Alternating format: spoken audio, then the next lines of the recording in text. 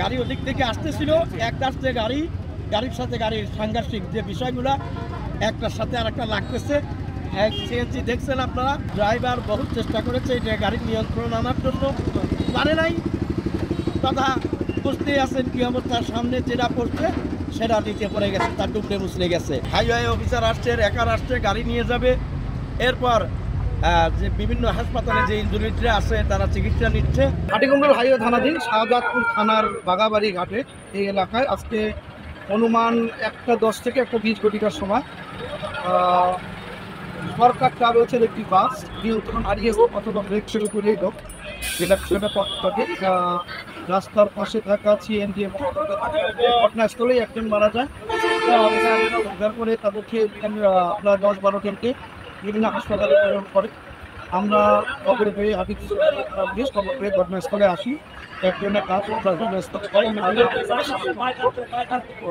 আইনগত ব্যবস্থা গ্রহণ করা হয়েছে, আর এই বিষয়ে আটক করা হয়েছে, এই বিষয়ে আইনগত ব্যবস্থা গ্রহণ করা